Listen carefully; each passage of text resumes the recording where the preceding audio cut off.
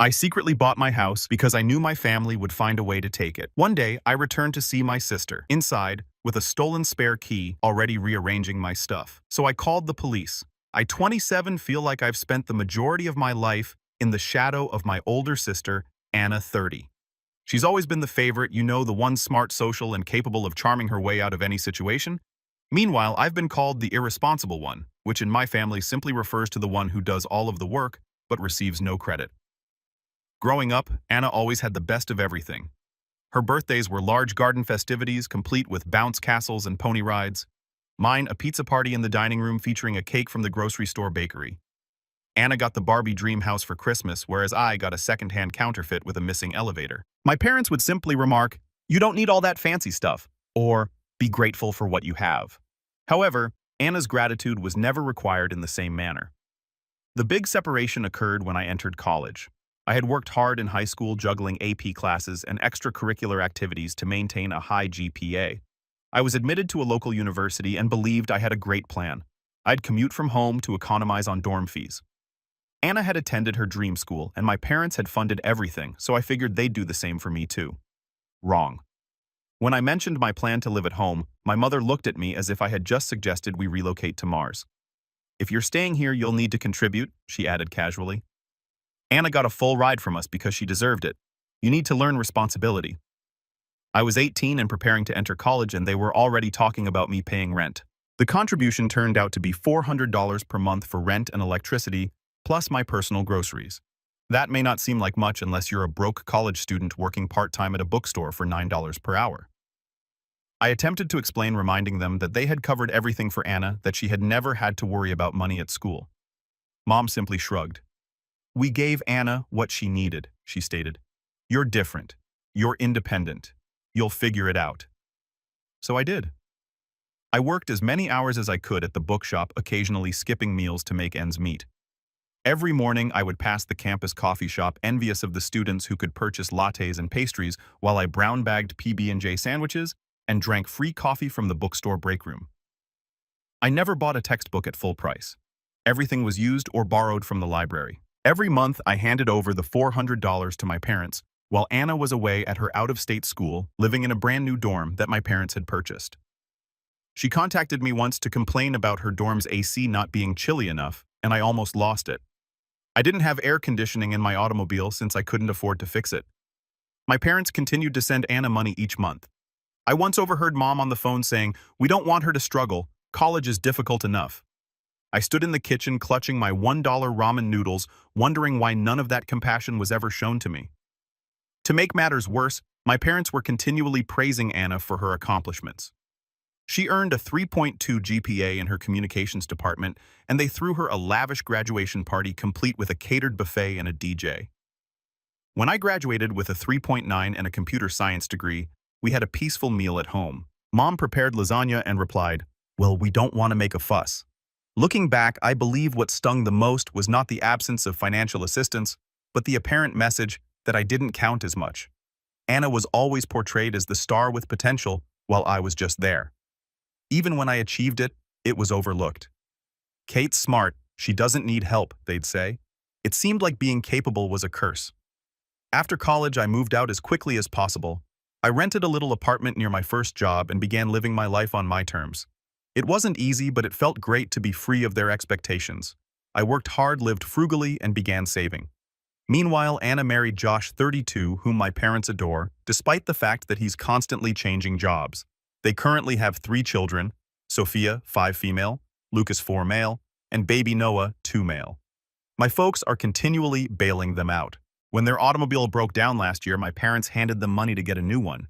When Anna complained about how difficult it was to keep up with 3 children, Mom and Dad offered to babysit on weekends. I wish it didn't bother me anymore, but it still does.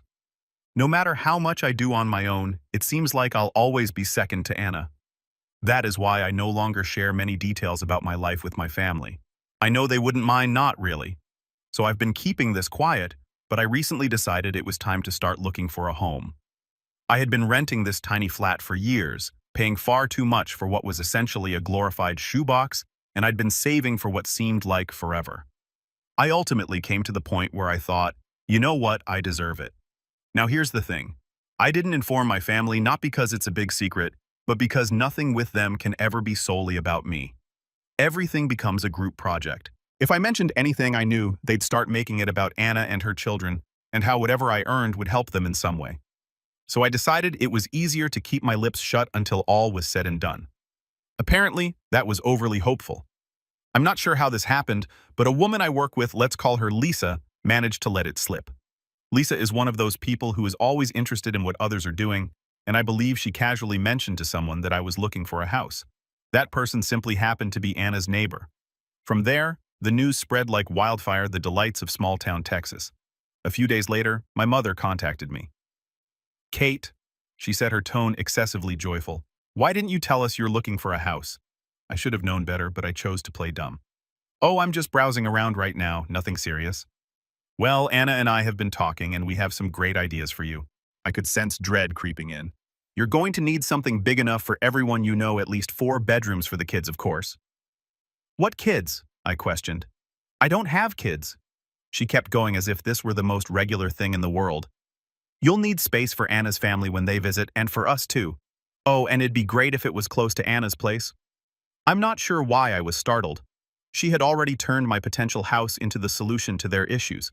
I said something non-committal and hung up the phone as quickly as I could, thinking it was a one-time occurrence. But oh dear, it wasn't. My mom and Anna began flooding me with house listings after that. I'm not exaggerating when I say it turned into a part-time job for them. Every day I'd receive at least a dozen links to ludicrous houses, large homes with 4 or 5 bedrooms, pools, 3-car garages, and the works. It was as if they assumed I was looking for a reality TV mansion. One day, Mom texted, "Did you see that one on Maple Street? It's a huge one, just perfect." Another time, Anna emailed me a link to a 6-bedroom property with a remark that read, "This would be so suitable for us. We finally have space to spread out." I stared at the message for a good minute, wondering how my property purchase had become a collaborative endeavor. What is the worst part? They were not even pretending it was about me. Every place they recommended was oriented toward Anna's family. "This one has a finished basement. Josh could turn it into his man cave. The kids would love the pool in this one. Look, Kate, there's even a guest room for Mom and Dad when they visit."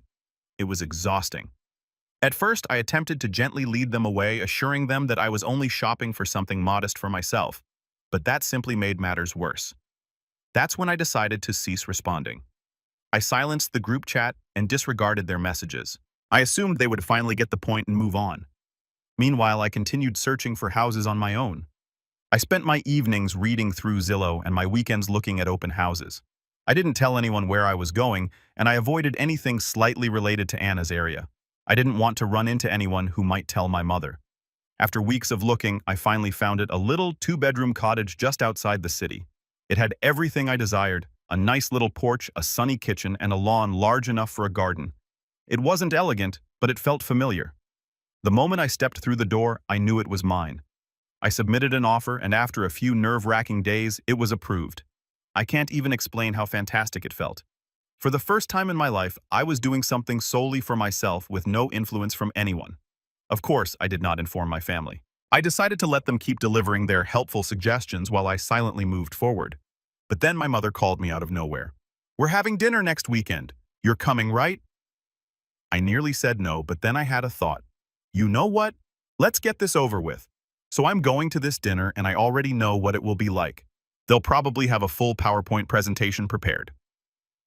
Here comes the fun part. I'm about to reveal that I've already purchased a home. I won't sugarcoat it either. I can already hear theatrical gasps and complaints. Thank you for sticking around. I'll send you an update after dinner. Update 1. First and foremost, I'd like to thank everyone who left comments and advice on my previous article. I promised to update you after dinner, so here we go. Buckle up because there was a lot. So I arrived at my folks' place last Saturday at precisely 6 p.m., mentally prepared for whatever rubbish they were about to throw at me. The moment I walked in, there was already commotion. The kids were shouting, Josh was sitting on the couch watching TV, and my mother was busy in the kitchen. She looked over and said, "Oh good, you're on time for once. We are off to a good start, right?" We sat down for supper, and the conversation began with the normal small talk. Dad complained about gas prices, Josh about something at work, and Anna about how difficult it was to manage 3 children.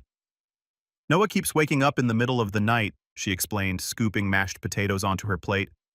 We're just so cramped. I feel like I'm losing my mind.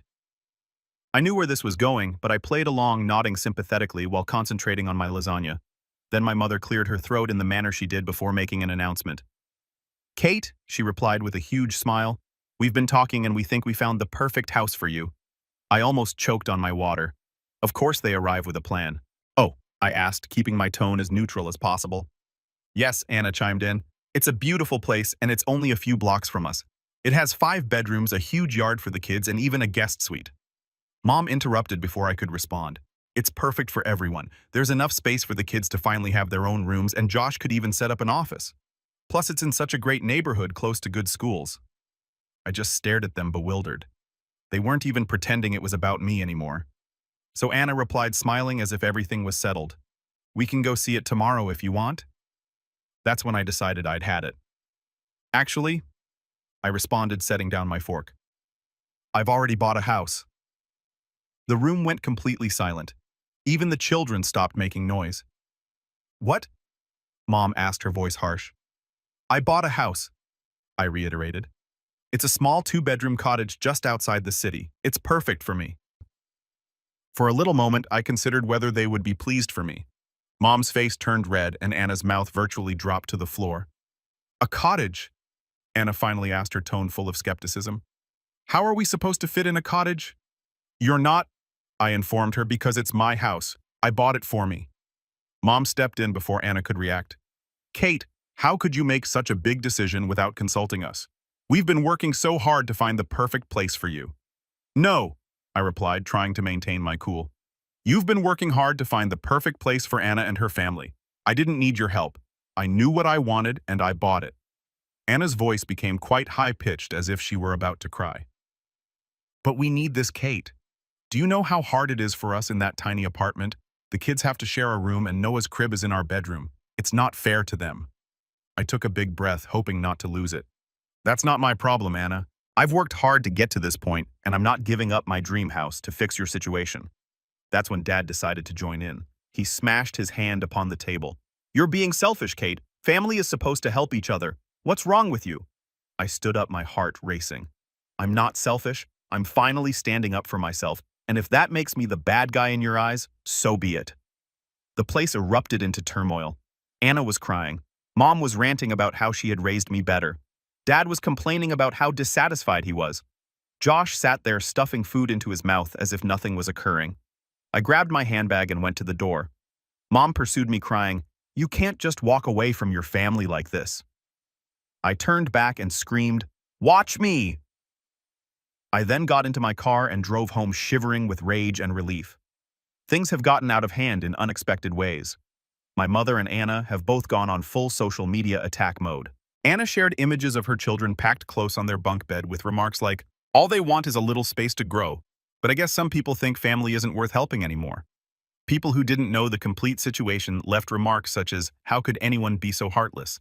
To make matters worse, someone, probably Lisa, saw these posts, and now half of my office is talking about how I abandoned my family. I'm attempting to maintain a positive attitude and concentrate on my work, but it's becoming increasingly difficult. I'm bracing myself for whatever comes next, but I'm confident I made the correct decision. This house is mine, and I will not back down. I'll provide an update if something significant occurs. Thank you so much for all of your help. You have no idea how much it has meant. Update 2. I've been going over your comments, and wow, you guys didn't hold back. Many of you expressed surprise at how entitled my family sounds, and believe me, I share your sentiments. Others shared their experiences with similar situations, and it's reassuring to know I'm not alone in this. So things have taken an unexpected turn. My mother unexpectedly visited my apartment yesterday. She was standing there with an apple pie, not my favorite. I prefer cherry and the fakest smile I'd ever seen. "Hi, Kate. I thought I'd stop by and see how you're doing," she said, as if she hadn't been part of the social media mob attacking me. In weeks, against my better judgment, I allowed her in. She placed the pie on the counter and gazed around my home as if she were taking inventory. "I wanted to apologize," she began, her voice full of fake sweetness. "Things got a little heated, and I realize now that we were wrong to push you like that. You've worked hard for this house, and I should have respected your decisions." Something about her tone did not sit well with me. Then she launched into a lengthy speech about how pleased she was of me and how the stress of Anna's condition had caused everyone to behave out. But that's no excuse, she added, giving me a sad, almost imploring expression. I was thinking maybe we could have a fresh start. I'd love to come over again sometime, maybe bring Anna and the kids. It'd be nice for everyone to see your new place. So there it was, the actual motive behind her visit. After she went, I couldn't shake the feeling that something was wrong. Later that night, I recognized what was bothering me. She'd spent an unusual amount of time inspecting my locks and inquiring about my relocation timeline. My suspicions were verified when I returned home from work today and discovered my spare key, missing the one I had mistakenly left on the kitchen counter during my mother's stay. My phone vibrated just as I was processing this. My next-door neighbor sent me a text. "Hey, I noticed some folks trying to peep into your windows last night. It looked like a couple with children. Is everything okay?" I quickly phoned a locksmith to replace all of the locks. I'll also install security cameras first thing tomorrow morning. I can't believe they would go this low, but I'm also not surprised. I've stopped answering phone calls and texts from anyone in my family. Mom's apology was obviously simply a reconnaissance operation, and I'm done giving them the benefit of the doubt. The disturbing issue is that I don't think they'll stop. Dad left a voicemail stating, "This isn't over, Kate. Family has to stick together whether you like it or not." At this point, it seems like a threat rather than a concern. I'm currently documenting everything, every text, voicemail, and suspicious incident. My gut tells me I'll need this record shortly. I will keep you updated if anything else happens. Reddit, thank you for all of your support. It's incredibly helpful to have folks confirm that I'm not insane for demanding fundamental boundaries. Update 3. Hello Reddit. I never imagined I'd be posting this update, but here we are. What happened today has left me absolutely disturbed, and I'm still trying to digest everything. I went out this morning to conduct some basic tasks, such as food shopping and picking up a box from the post office. When I arrived home at noon, I saw something peculiar. Anna's SUV was parked directly in front of my house. My heart sunk immediately. I approached the door, fumbling with my keys, and heard voices within. Anna, Josh, and the kids were at my place. The atmosphere inside was complete mayhem. Sophia and Lucas were sprawled on my couch, surrounded by munchies and toys. Noah was toddling about my living room, munching on a throw cushion. Josh was in the kitchen, looting my refrigerator, and Anna was in the sunroom, rearranging my furniture as if she were on HGTV. "What the heck is going on?" I managed to reply, my voice shaking from fury and disbelief. Anna looked up unaffected. "Oh, hey, Kate. We figured it'd be easier to just move in while you were out." I glanced at her, trying to understand what she had just said. "Move in. Mom gave us the key," she explained, nodding to the kitchen counter. "We truly needed the space, and your home is ideal for us. It could have been bigger if you'd listened to us, but we'll make it happen. Josh can now have an office." Instead of bickering, instead of arguing, I took out my phone and dialed 911. "Seriously," Anna replied, her voice full of incredulity. "Are you calling the cops on your own family? Watch me." When the cops arrived, Anna and Josh attempted to argue that because we were family, this was not a true break-in. The officers wouldn't have it. They informed them that they were trespassing and needed to leave immediately. Anna began crying, saying she didn't realize it was such a huge deal, and Josh muttered something about me being selfish as they packed away their belongings, including the goodies they had plundered from my cupboard. After they went, one of the officers approached me and asked if I wanted to file charges. I considered it for a time before deciding against it, as long as they stayed away from my land. The officer nodded, saying they'd file a report if anything more happened. I've already phoned a locksmith to change the locks again, and I'll have a security system put in tomorrow. I've also hired a lawyer to create an official cease and desist letter to deliver to my parents, Anna and Josh. The letter describes everything they've done and expresses that if they continue to harass me, I will not hesitate to take legal action. I still can't believe my own sister felt this was appropriate and my mother gave them the key. I don't even have words for it. I will keep you updated if anything else happens, but perhaps this is the final straw. I am done giving them opportunities. Blood is not always thicker than water, particularly when it is dangerous. Update 4. I'd like to begin by thanking everyone who has followed this wild trip. After all of your comments and support, I believe I owe you a final report on the issue. Yes, I mean final, because I have formally severed all relations with my family. First came the guilt-inducing phone calls. Every single relative, including those I hadn't spoken to in years, began phoning me. My aunt, who hardly recognized my existence growing up, left a voicemail that read, "How can you do this to your sister? Family has to stick together." Then my parents launched a smear campaign in our town. Mom shared photos of my house on Facebook. I'm not sure how she obtained them with sentiments like, "It's so sad when someone forgets where they came from. Family sacrifices so much for you, and this is how they repay you." People who didn't know the complete scenario left comments accusing me of being ungrateful and selfish. Last week, Anna took it to a new level. She arrived at my business at lunch hour with all three children. I was in a meeting when our receptionist called to report that my sister was crying in the lobby and raising a disturbance. By the time I arrived, half of my coworkers had gathered to witness Anna theatrically tell how I was leaving her children homeless. I drew her aside and ordered her to leave. She responded by letting the kids run around the office while yelling about how I had plenty of space but was too selfish to share. Security had to take them out, and I had to have an embarrassing chat with my manager about keeping my personal concerns out of the office. The final straw arrived yesterday. My parents scheduled an intervention at their home. They informed my grandmother that I was suffering a mental breakdown and required family support. When I declined to attend, they attempted to have a local preacher visit my house to educate me on my family commitments. After consulting with my attorney, I took serious legal action. I applied for a restraining order against Anna and Josh, citing all of their harassment and the break-in. My lawyer also issued cease and desist letters to my parents regarding their social media posts and harassment.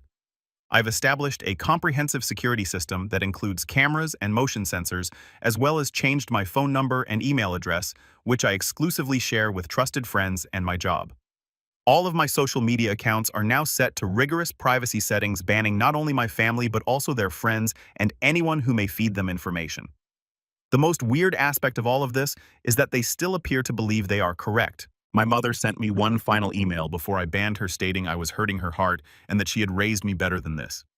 She still doesn't get that this isn't about being mean or selfish. It is about setting basic boundaries and respecting oneself. But you know what? For the first time in my life, I actually feel free. My house is just as I want it. I've started planting a garden in my backyard, which I'd always wanted to do but never had the space for.